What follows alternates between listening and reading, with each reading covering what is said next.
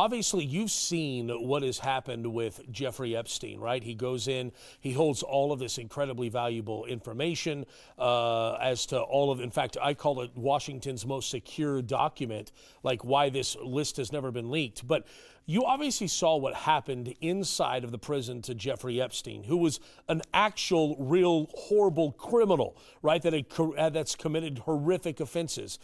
You saw what happened to him and the level of security that was around him, and still, because these people were connected, they were able to get to him.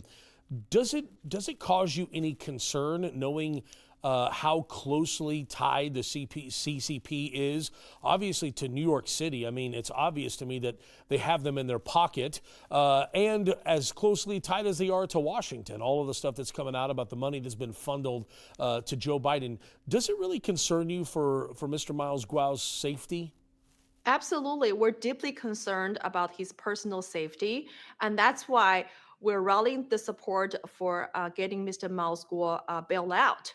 And we're deeply disappointed by today's decision of the denial of his second bail request, because all these reasons that are cited for the denial, for example, the flight risk or the posing risk to the community.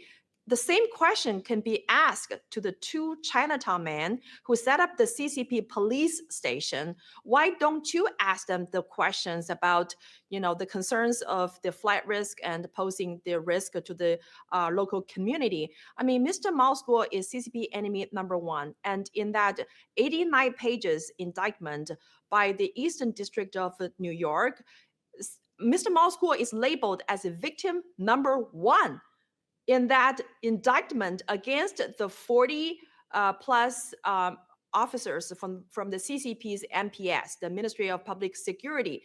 So how can Mr. Miles Guo flee to communist China? I mean, there's no such a risk, because he will never ever go back to China to be murdered by the CCP instantly the second he landed in the communist China. And the second concern about posing a risk to the community. I mean, these two Chinatown men who set up the CCP police in Lower Manhattan, they're the ones who issued death threats. They're the ones who were trying to silence and intimidate the Chinese dissidents.